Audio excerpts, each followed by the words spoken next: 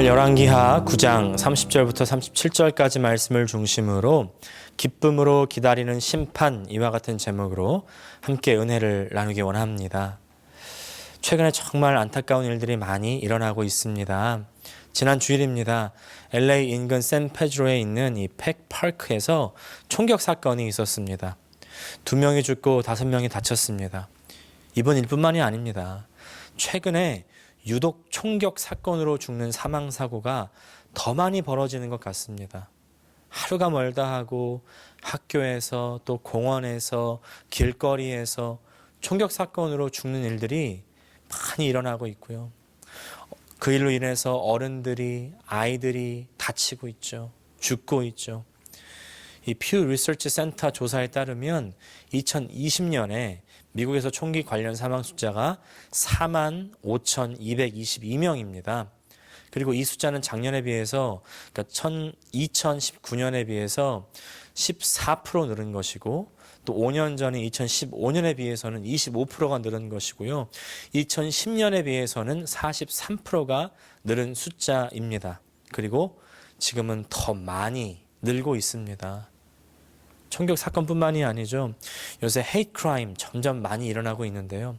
지난 3월에는 뉴욕에 있던 한 사람이 이제 67세의 한 에이시안 시니어를 무려 125번 이상 때리는 범죄를 저질렀습니다. 또 지난 7월 중순입니다. 같은 뉴욕에서 일어났던 일입니다. 플로리다에서 온 한 여자가 4명의 아시안계 여자들에게 이 외국인 혐오 발언을 하면서 후추 스프레이를 뿌렸다는 것입니다. 또 지난주에 폴트랜드 오레곤에서 한 남자가 인종차별적인 발언을 하면서 일본계의 이 5살 난 남자아이 그리고 그 아빠를 폭행했습니다. 헤이트 크라임이 계속 늘어나고 있고요. 이런 헤이트 크라임이 하와이에서도 있습니다. 이런 일들을 접할수록요, 정말 세상 살기가 무서워지지 않으십니까? 정말 너무 세상이 악해지고 있다, 이런 생각 들지 않으십니까? 성경의 말씀이 점점 더 확실하게 이루어지고 있는 거죠. 누가복음 21장 10절 말씀, 또 이르시되 민족이 민족을 나라가 나라를 대적하여 일어나겠고, 민족이 민족을 서로 대적한다는 겁니다.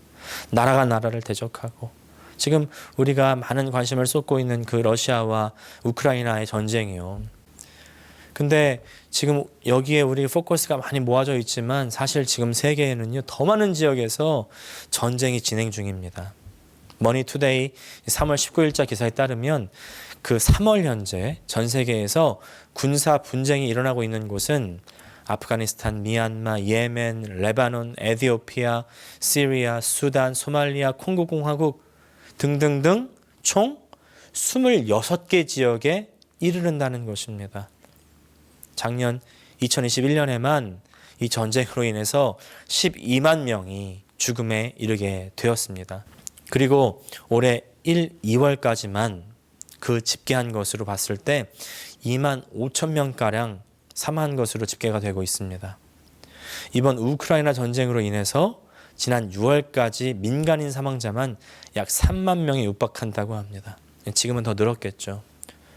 또 누가복음 21장 21절 말씀입니다. 곳곳에 큰 지진과 기근과 전염병이 있겠고 또 무서운 일과 하늘로부터 징조들이 있으리라.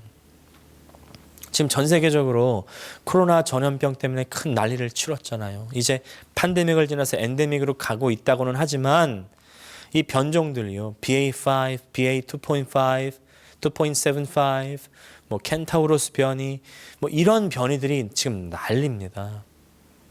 코로나뿐만이 아닙니다. 코로나 하나로도 지금 벅찬데 지금 WHO 세계보건기구는요, 이 원숭이 두창에 대해서 비상사태를 선포했습니다. 우리가 전 세계를 바라봤을 때도 위기지만 더 시야를 좁혀가지고 우리 한인사회 안에서도 난리잖아요. 한인사회들 안에서도 난리고 내가 아는 사람들 사이에서도 난리죠. 친구라고 믿던 사람들이 내 발등을 찍는 일들이 생기고 심지어 교회 안에서도 서로 막 불을 켜고 원수같이 되는 사람들도 있습니다. 물론 어느 한쪽에만 잘못이 있는 것은 아니겠지만 이 사회가 점점 살기가 어려워지고 있다는 것입니다. 악이 성행하고 있다는 것입니다. 이쪽에서 악으로 대항하니 나도 악으로 갖고 맞서야 된다는 그런 논리가 정당화되고 있습니다. 그래서요, 교회 안에서 신앙인이 참아야 된다고, 희생해야 된다고 제가 목사로서 그렇게 말씀을 드리지만 속에서는요, 같은 사람으로서는 참으면 참는 사람 바보라고, 받아쳐야 된다고 막 그렇게 말씀드리고 싶은 상황이 수없이 많이 있습니다. 물론 교회 안에서 참고 희생하라고 하는 이유는 복음을 위해서죠. 무작정 참기만 하고 바보같이 맞기만 한다는 것은 아닙니다. 지혜를 사용해서 그 상황을 빠져나오거나 피하는 것이 우선이죠. 지혜가 있어야 됩니다. 잘 보면요, 예수님께서 자기를 죽이러 오는 자에게 그냥 자신을 죽이게 두지 않습니다. 자신을 해하러 오는 사람들을 피하는 모습을 볼 수가 있는데요. 그리고 이것은요, 바울도 마찬가지였습니다. 그러나요, 아무리 피해도 막을 수 없는 그런 악이 있습니다. 그 악을 고스란히 당해야 될 때가 있습니다. 그래서 우리의 삶 가운데 이 세상살이 속에서 위기가 생기는 거죠. 지난주에 말씀드린 대로 고통의 문제가 해결되지 않고 그대로 있을 때가 있습니다. 그럴 때 우리가 어떻게 해야 될까요? 우리가 취할 수 있는 태도는 무엇이겠습니까? 오늘 본문은요, 악에 대해서 하나님께서 결국에 행하시는 일이 무엇인가에 대해서 알려주십니다. 오늘 본문을 함께 살펴보면서 우리가 이 마지막 위기의 때에 취해야 하는 태도는 무엇인지를 함께 나누기를 원합니다. 오늘 본문은 이제 BC 약 845년경 정도에 일어났던 일입니다. 예후라는 사람이 나타납니다. 오늘 본문의 이 예후라는 사람 이야기의 배경을 살펴보면 이렇습니다. 이스라엘은요, 다윗과 솔로몬 이후에 두 나라로 나뉘어집니다. 남쪽 유다와 그리고 북쪽 이스라엘입니다. 남유다는 이제 다윗 왕의 후손, 다윗 왕의 핏줄이 계속해서 잘 다스려 나갑니다. 다윗 왕조죠. 이 다윗의 후손들 중에서 사실은 다 선한 왕들만 있었던 것은 아닙니다. 악한 짓을 하는 사람도 있었는데, 그러나 그럼에도 불구하고 하나님께서 그 왕들을 보존해 주세요. 왜냐하면 하나님께서 다윗을 통해서 너의 자손을 내가 지키겠다 이렇게 약속하셨기 때문입니다. 그런데 그와는 반대로 북이스라엘에서는요, 계속해서 왕조가 바뀝니다. 약 200년 동안에 9번이나 바뀝니다. 그야말로 힘만 있으면 먹고 먹히는 약육강식이죠. 영적으로 보면요, 하나님 앞에 악을 행한 왕들이 가차없이 심판을 당한 겁니다. 이 9번이나 바뀐 왕조들 중에서 가장 악한 왕조가 있었습니다. 바로 오므리 왕조입니다. 오므리 왕조. 아마 오므리라는 이름이 조금 생소하신 분들도 있을 텐데요. 오므리 왕조는 말 그대로 오므리라는 사람이 시작했죠. 오므리도 악했지만 오므리의 아들이 더 유명합니다. 바로 아합입니다. 아합 하면요, 이스라엘 왕들을 총통틀어서 가장 악한 왕, 악함의 아주 대명사로 취급을 받는 사람이죠. 성경을 많이 읽는 분들은 아시겠지만 아합과 항상 짝이 되어 나오는 사람이 한 명 있습니다. 바로 부인입니다. 부인 이세벨. 아합과 이세벨. 사실 이세벨이 좀 더 유명하기도 하죠. 아합은 이세벨 때문에 이스라엘의 바알을 받아들이고 우상 숭배를 이스라엘 가운데서 시작하게 됩니다. 이스라엘의 수도가 사마리아인데 사마리아에 바알 신전을 짓고요. 거기에 바알과 정말 아세라가 이스라엘의 국교처럼 그렇게 되어버리고 마는 겁니다. 하나님 앞에서 이것이 가장 큰 악행이었습니다.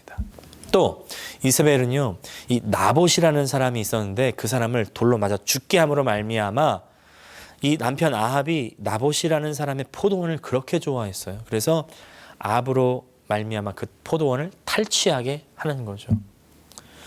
우상 숭배의 나라로 만들어버리고 자신의 욕심대로 마음껏 사람을 죽이고 다른 사람의 물건을 도둑질하는 이 아합과 이세벨. 근데 우리가 이때 한 가지 짚고 넘어가야 되는 부분이 있습니다. 하나님께서는 성경에서는 아합을 가장 나쁜 왕, 이세벨을 가장 나쁜 왕비라고 여기지만요. 사실 역사적인 평가는 조금 다릅니다. 이 이세벨은 페니키아의 공주였는데 이제 페니키아의 공주와 이스라엘의 왕이 결혼하면서 결혼 동맹을 같이 맺게 된 거죠. 그래서 나라의 힘을 굳건히 하고 그것뿐만이 아닙니다. 또 주변의 여러 나라들, 에돔, 모압 같은 나라들과 국교를 맺어가지고 당시에 가장 큰 강대국이 누구냐면 아시리아라는 나라입니다. 아시리아, 아수르. 이 아시리아를 막아내는 거죠. 그래서 외교와 군사적으로 나름대로는 치세를 한 왕으로 역사적으로는 평가를 받는 겁니다. 그런데 하나님의 평가는 완전히 다르죠. 바알과 이 아세라의 우상 숭배 때문에 하나님께서는 아합과 이세벨을 가장 악한 악의 대명사로 규정하는 것입니다. 이것이 정말 중요합니다. 세상에서는 아무리 내가 잘 살고 좋은 평가를 받는다고 할지라도 하나님 앞에 하나님을 벗어나게 된다면 그것은 악하다는 거예요. 그리고 그 악에 대해서 하나님께서는 심판을 하시는 것입니다. 먼저 예언하시는데 열왕기상 21장 21절부터 23절까지 말씀입니다. 여호와의 말씀이 내가 재앙을 내게 내려 너를 쓸어버리되 내게 속한 남자는 이스라엘 가운데 매인자나 노인자를 다 멸할 것이요 또 내 집이 느밧의 아들 여로보암의 집처럼 되게 하고 아히야의 아들 바하사의 집처럼 되게 하리니 이는 내가 나를 노하게 하고 이스라엘이 범죄하게 한 까닭이니라 하셨고 이세벨에게 대하여도 여호와께서 말씀하여 이르시되 개들이 이스라엘 성읍 곁에서 이세벨을 먹을지라. 아멘. 하나님은 절대로 악을 그냥 두지 않으십니다. 반드시 심판이 있다고 경고하십니다. 하지만요, 곧바로 심판이 이루어지지 않습니다. 왜냐하면 참으시기 때문입니다.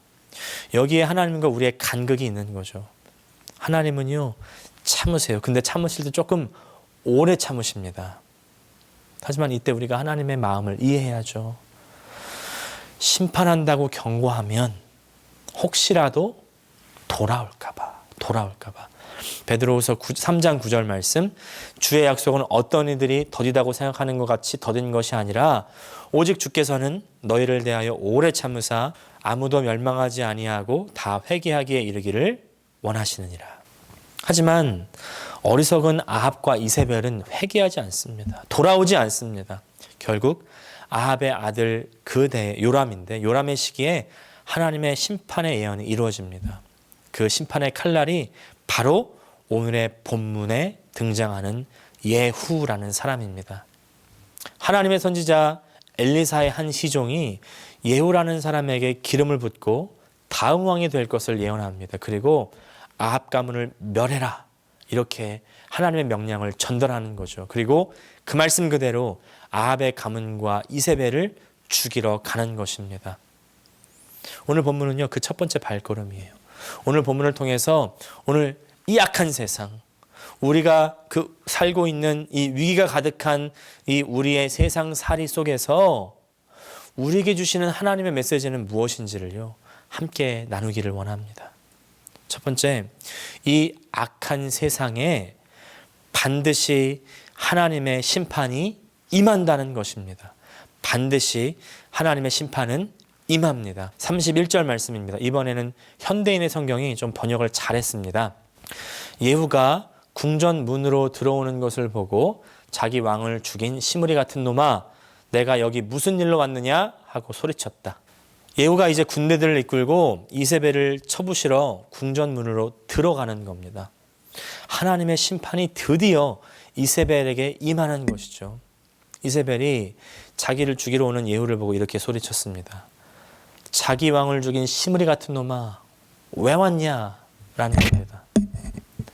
시므리는 어떤 사람이었냐면 엘라라는 사람이 왕이었을 때 반란을 일으키는 사람입니다. 그래서 왕을 죽인 사람이에요.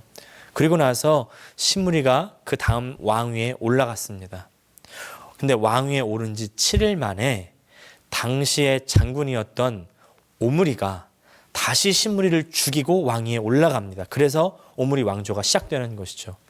이 오므리가 누구예요? 바로 이 지금 이세벨의 시아버지, 아합의 아버지죠. 그러니까 이세벨은 이것을 다 지켜보지 않았습니까? 지금 예후가 막 쳐들어오니까 예후야, 니까지 게 반란을 일으켜봤자 시므리가 7일 만에 죽었던 것처럼 너의 반란도 금방 실패로 돌아갈 거야 라고 조롱하는 것입니다. 세상은요, 하나님의 심판을 조롱합니다. 하나님의 말씀을 조롱합니다. 왜냐하면 바로 이루어지지 않기 때문입니다. 36절 말씀, 돌아와서 전하니 예후가 이르되 이는 여호와께서 그종 디셉 사람 엘리야를 통하여 말씀하신 바라 이르시기를 이스라엘 토지에서 개들이 이세벨의 살을 먹을지라.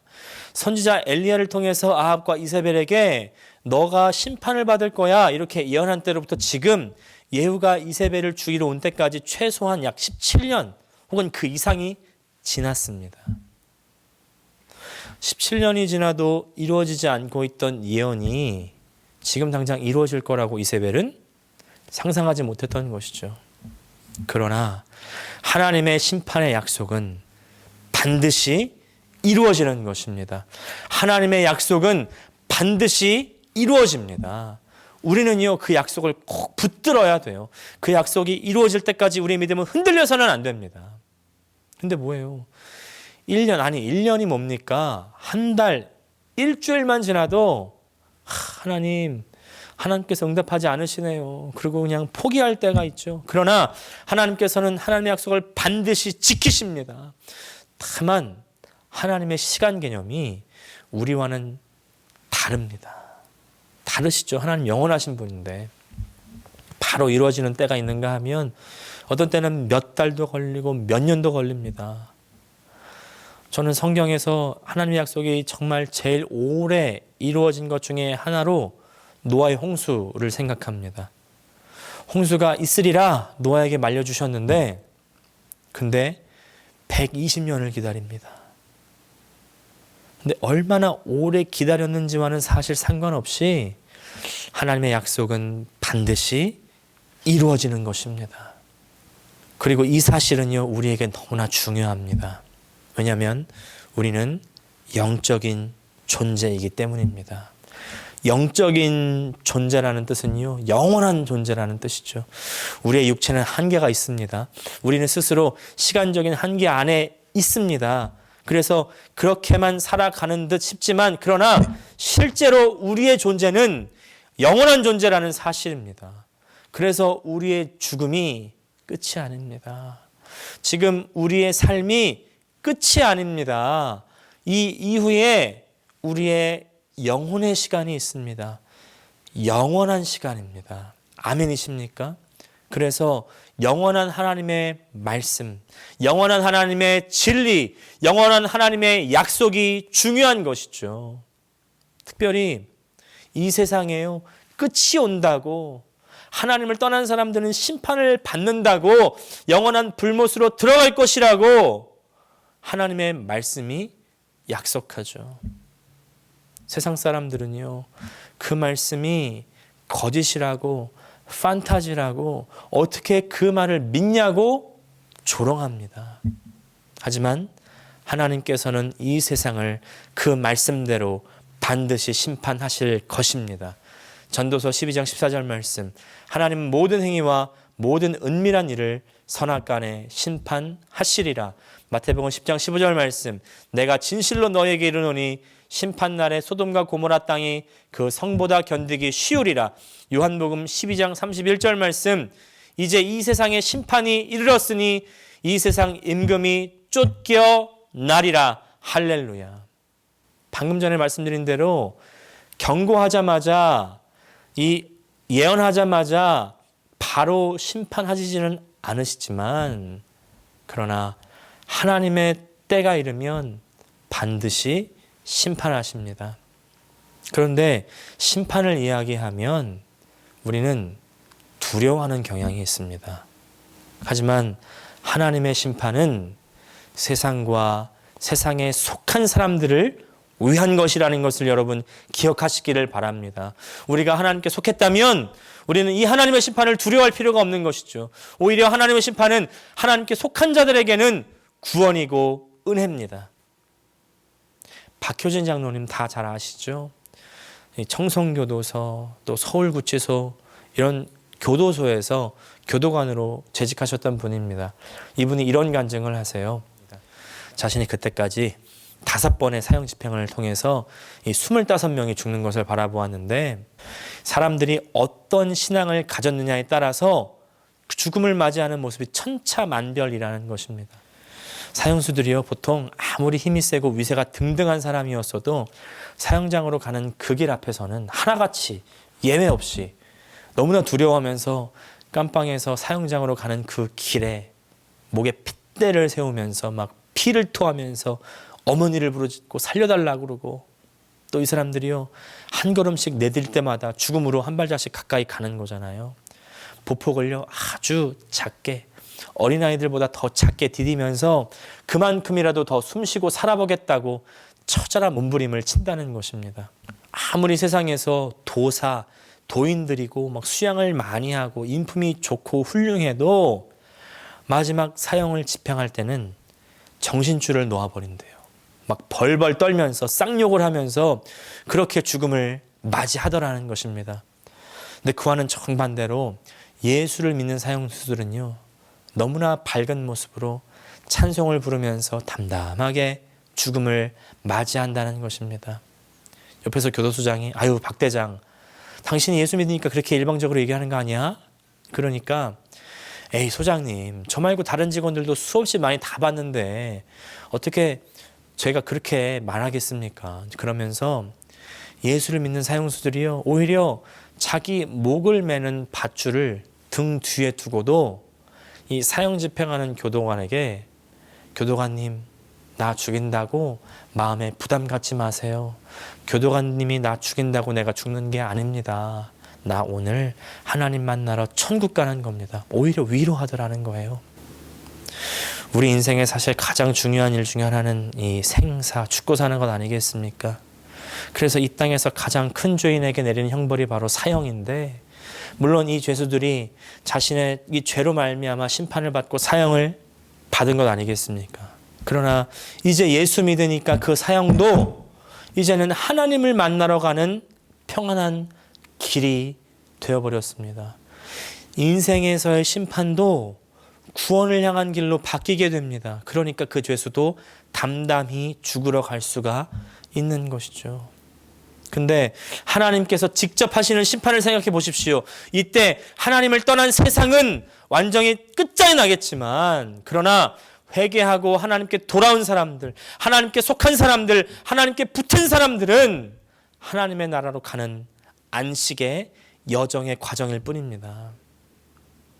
드디어 이 세상에서의 고뇌와 아픔과 슬픔을 끝내고 드디어 눈물 없고 아픔 없는 참 평안과 안식으로 들어가는 것이죠. 하나님의 심판은 우리 하나님과 함께하는 길입니다. 하나님께 나아가는 길입니다. 그래서 우리에게 심판은요, 기쁨으로 기다릴 수 있는 것입니다. 우리는 심판을 기쁨으로 기다려야 됩니다. 그런데 기쁨으로 하나님의 심판을 기다리십시오 라고 한다고 금방 심판이 막 기다려지기가 쉽지 않죠.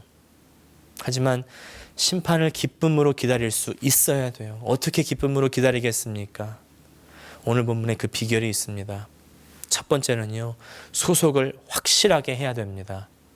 우리의 소속이 누구에게 있는지, 누구와 함께 하는지를 확실하게 해야 됩니다. 32절 말씀, 예후가 얼굴을 들어 창을 향하고 이르되 내 편이 될 자가 누구냐 누구냐 하니 두어 내시가 예후를 내다보는지라. 예후가 이제 이세벨을 물리치러 갔을 때 예후가 소리칩니다. 내 편이 될 자가 누구냐? 이세벨이 폭정을 하고 있을 때요, 사실 이세벨을 좋아하는 사람들이 얼마나 있었겠습니까? 모두들 어쩔 수 없이 그 힘 앞에서 굴복하고 있었지 않았겠습니까? 그 안에서 곪고 썩어가고 있지 않았겠습니까? 그때 이세벨을 물리치러 온 이 영웅이 내 편이 누구냐라고 하는 것이죠. 내 편이 누구냐? 이 외침을 들을 때 이세벨 밑에서 압제당했던 사람들이 야, 드디어 이 폭정에서, 이 억압에서 해방될 수 있겠구나, 이런 생각 들지 않았겠습니까? 우리 하나님께서도요, 이 세상 속에서 우리에게 이렇게 부르십니다. 내 편이 누구냐? 나와 함께할 자가 누구냐? 이 위기가 가득한 세상 속에서, 이 망해가는 이 세상 속에서 하나님과 함께하는 사람들, 하나님과 함께할 사람이 누구냐? 우리에게 부르십니다. 할렐루야. 우리 여기서 어떻게 대답하시겠습니까? 우리 하나님과 함께 하시겠습니까? 우리 예수님과 함께 하시겠습니까? 할렐루야. 우리 예수님께서요, 저 하늘에서 재림하실 것입니다. 하늘에서 재림하셔서 나와 함께할 자가 누구냐고 마지막으로 부르실 때가 올 거예요. 그때 우리는 하늘로 들러 올라가야 됩니다. 네, 아멘 하신 분들 다 주님과 함께 들려 올라갈 줄 믿습니다. 근데 아멘 하신 분들에게는요, 반드시 다음과 같은 행동이 따라야 됩니다. 그것은 바로 모든 악을 버리는 것입니다. 하나님께 속한 사람은요, 악을 버립니다. 33절 말씀, 이르되 그를 내려 던지라 하니 내려 던짐에 그의 피가 담과 말에게 튀더라. 예후가 그의 시체를 밟으니라. 예후의 외침을 듣고 반응했던 내시들이 이세벨을 창문으로 내 던지는 것입니다.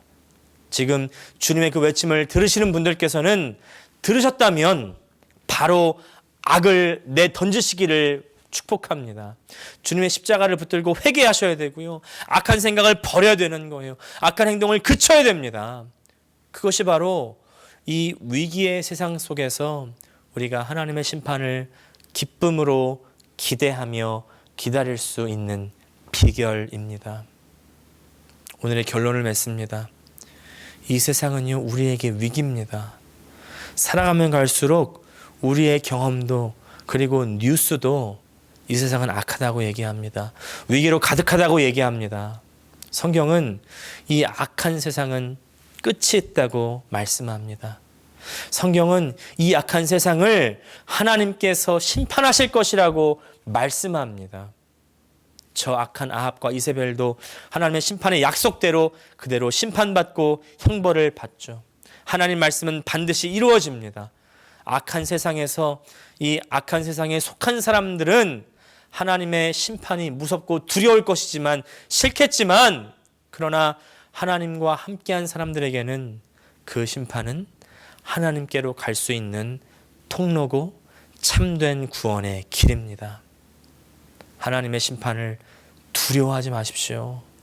두려워하지 않을 수 있는 길은 우리의 소속을 하나님 안에 확실하게 하는 것입니다. 그리고 우리 안에 있는 악을 버리는 것입니다.